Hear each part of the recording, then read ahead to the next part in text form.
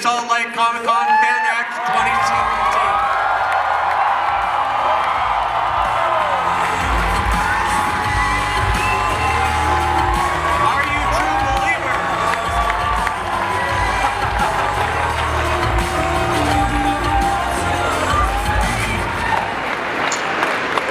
Hello?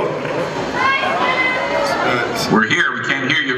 Hello, check. Oh, here he is. There he hey.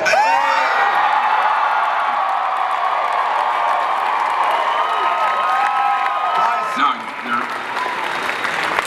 they're going crazy over there. Hey, if you guys are annoyed or disappointed that I'm not there, just imagine how I feel. I've been looking forward to attending what I think is one of the great cons of all time.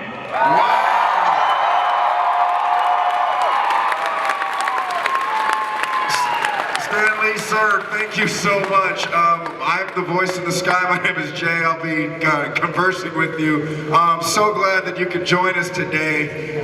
This is surreal right now. This is kind of like me meeting the Wizard of Oz right now. I would have wanted to be there, but I didn't want to spread a flu epidemic all through the state. He's got jokes. Well, sir, I don't think you'd have appreciated it. Well, how are you feeling today? Well, I'm feeling a little better, thanks. In fact, there's always something good that comes of something bad. I got the name and the idea for a new supervillain, and I can't wait to create him. The fiendish Mr. Flu. The fiendish Mr. Flu. All right, well... All he does is make people sick. There's no way to beat him. But I'll find a way, don't worry. Well, sir, I've got some great people here that want to ask you some questions. But first off, can we get a camera shot? We had Legos. We have a Lego design of you that we wanted to show you. Can we get that on the screen? Can you see that? Is that showing? Confirmation. Hello, can you see it, sir? Can't help it. In a second. There you go. Yeah. There it is. They have a Lego image of you, Stan. That's you. It doesn't look enough like Clark Gable. But it's really good. I love it. Well, look, glad you enjoy it. I have this young lady that has a question for you, so I'll turn it over to her. Okay. Hi, Stan. My name is Natasha. First, I'd just like to say that your comic books really made a change to me in high school. Made a change to me in while I was in high school. One that really meant a lot to me was Spider-Man. And I know that you had said you liked Andrew Garfield. So how do you feel about Tom Holland taking over Spider-Man? I think he's going to be just great. Wait till you see him.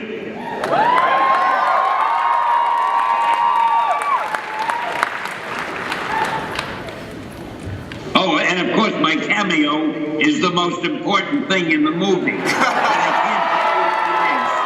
It'll make you forget Tom Holland. All right, well, we got some more questions. I'm just going to keep it rolling. Here you go. Hello. Just wanted to say really fast, you're one of my, you are my personal hero. I'm holding back tears right now. But my question is, out of all the stories you wrote, especially back in the 60s, the original run on Amazing Spider-Man, Fantastic Four, etc., which was your favorite story that you wrote back during the Marvel Age? Well, the start of the Marvel Age of comics. You know, it's hard to remember.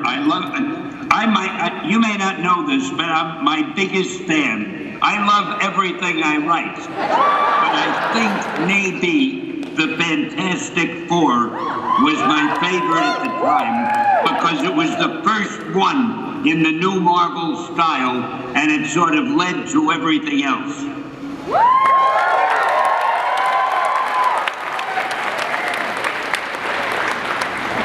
Hello, Mr. Lee. My question was, how did you get your start and what drove you to become the creator of so many iconic characters that we know and love today? How did I get my start? And what?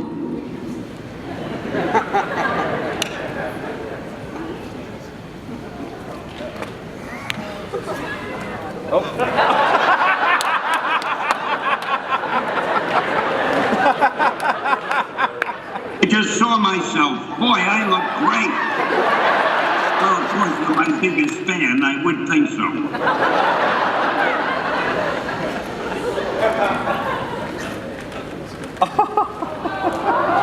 Okay, now what was the question? What inspired you to get started and to create the iconic characters we know and love? Oh, yeah. Well, the thing that inspired me was I had to make a living. And it was a job. And I felt, oh, I'm going to take this job. It looks cool. It's for a comic book publisher. So I got in there, and I was lucky. I met Joe Simon and Jack Kirby, the creators of Captain America. They were working there at the time, and I learned a lot from them. And I started out very humbly. I erased the pages for them. I filled the ink wells. In those days, they used ink instead of ballpoint pens. I ran down and got them their lunch, and they were great working with. And then one day they left, and I was the only guy in the department. So my publisher said, hey, Stan, can you take care of things till I hire a grown-up? Well, when you're 17 years old, what do you know? I said, sure, I can handle it. So he forgot about the grown-up, and I was there ever since.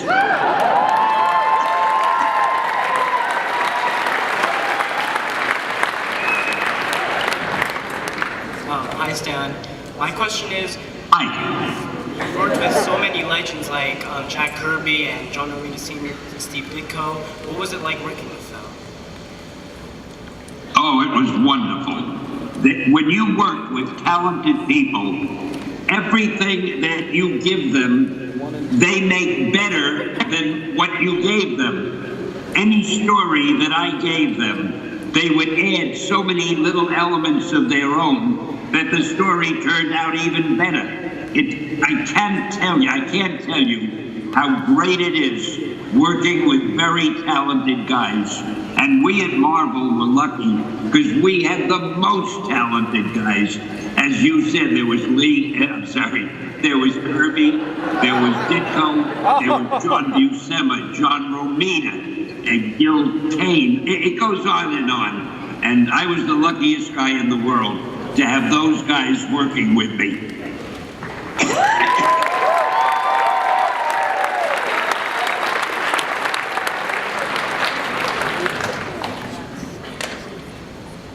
How did you get your comic so famous? So that I could know how to be able to try to do that.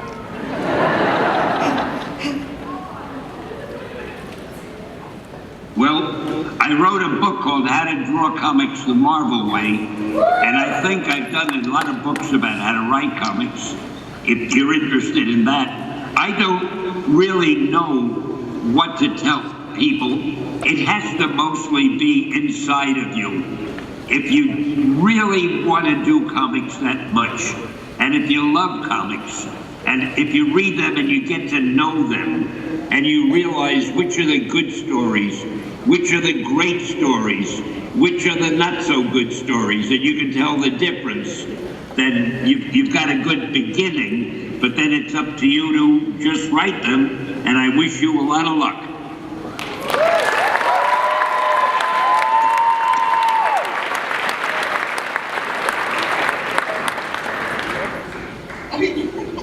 Hello, Mr. Lee. My name is Kevin. I was wondering, when you were doing your work, did you do anything to specifically compete with DC Comics? The only thing I did to compete with DC Comics was try to do the best stories that I could and get the best artwork that I could And obviously they were trying to do the same thing. But we were kind of lucky and we ended out a little more successful, I'm happy to say.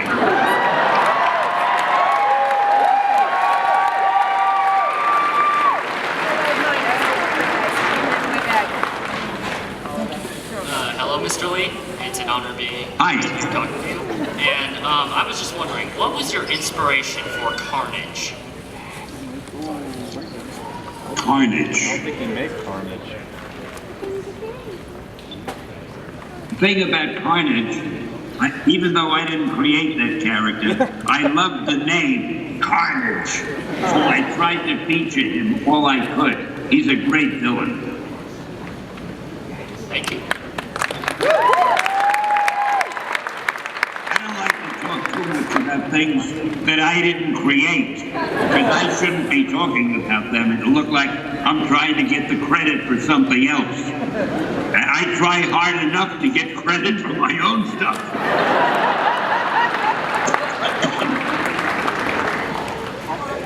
What was your inspiration for Deadpool? Oh, come on. Deadpool. I hate to say it. I hate to say it. But I didn't create Deadpool. Bob Liefeld did. He's a really terrific guy. And you know something? I think Deadpool has one of the best lines in the story where he's standing with a few bullets in his hand and there are a lot of guys waiting to shoot him. And he says, I've only got 12 shells. You'll have to share. And I think that line is wonderful. I've only got 12 shells. You'll have to share. So I take my hat off to him for writing that.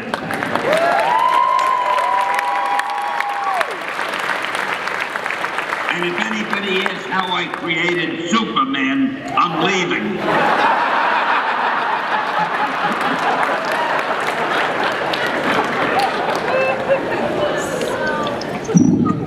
What was your inspiration of the creation of the Avengers? Oh, well, the Avengers were natural. We had so many great heroes. I just had to put them together. Because all that I used to think was, what would I like to see? And I know I would have liked to see all my heroes coming together. So I put our heroes together and we had the Avengers. And boy, I love that group.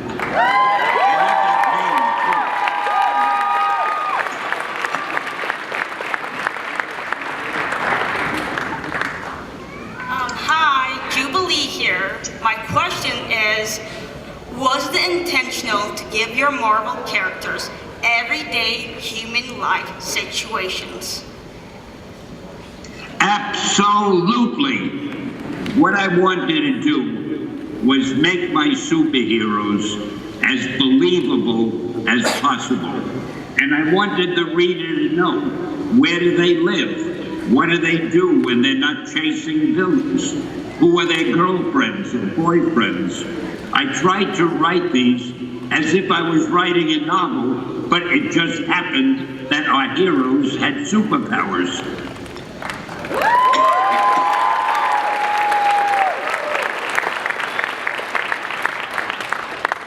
Hi, Mr. Lee. So my question is, what Marvel superhero do you feel is the most like you personally? Oh, they're all like me because they're all strong and brave and wise. And of course, I'm very much like Iron Man because he's so brilliant and good-looking. And I'd like to say I modeled myself after him, but I can only lie to you just so much.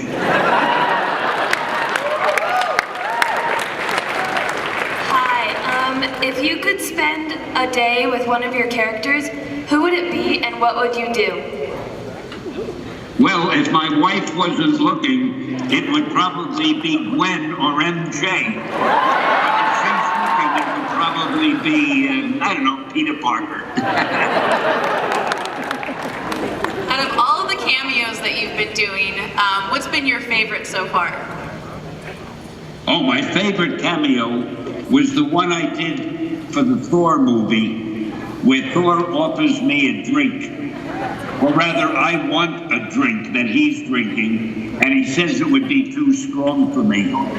But I ask him for it anyway, and in the next scene, they're carrying me out. And the reason that's my favorite, it's the only cameo I ever did. That's 2 scenes.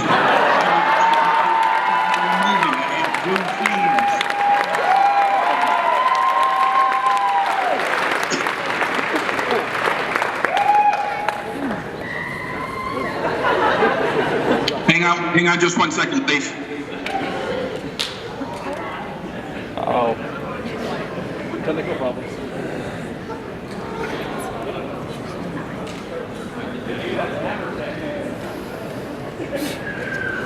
Why don't play softball? Can you guys hear us? Yes. I can't hear you. Can you say something?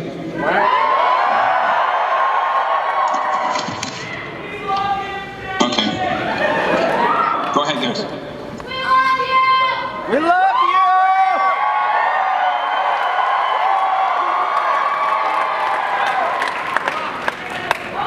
Hi, I'm Grace. I'd like to ask you, what was it like to host Stanley's Superhumans? Like meeting real people with like actual superpowers? I loved it. I loved doing that show. And I thought it was a great show. To tell you the truth, I was always surprised it didn't become more of a hit. I think people didn't know about it, because I can't picture anybody not tuning in if they knew. And well, as you can tell, I was very fond of that show. We have a new television show now at Marvel called, no, not at Marvel, at BMI. Whoops. Stan Lee's Lucky Man. It's a big hit in Europe, and it'll be coming to America pretty soon. So you watch for it. Stan Lee's Lucky Man. I think you'll enjoy it.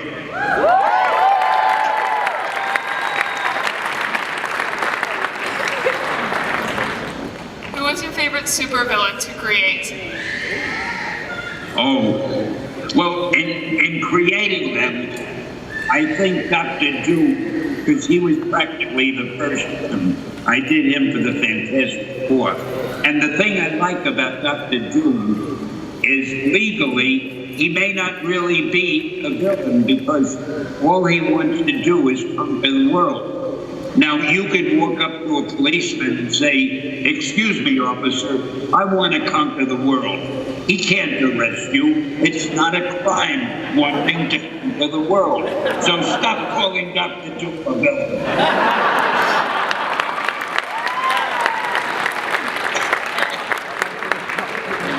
Two more questions, guys. What comic book character was inspired by real-life people? Well, all of them and none of them. Actually, every character I did, I guess some of the things I think about real people, I put into it. But mostly I was trying to create original characters that nobody had seen before. And I hope that I succeeded.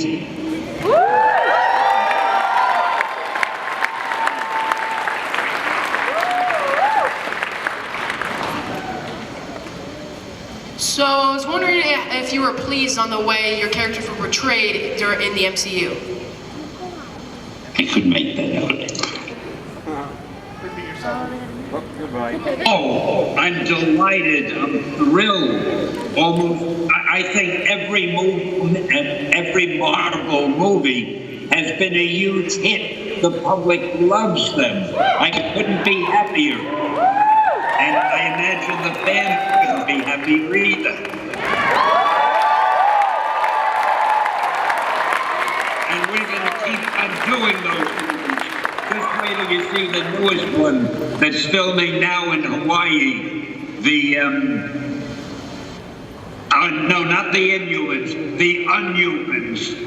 I always loved the Unhumans, and I'm glad they're going to do a movie of them, because most readers aren't that familiar with them. Thank you so much. Sir, we know you gotta go. We just wanted to thank you so much for spending your time with us right now here at Salt Lake Comic-Con. Hey, are you kidding? Being with you guys is the best way I can think of to spend any time. You are all wonderful. My favorite Well, thank you so much, Dan. We hope you get better, hope you get well, hope to see you back out here in September. We need you in more cameos. This little interview was the best medicine I could have had. Thank you, thank you, thank you. Thank you so much.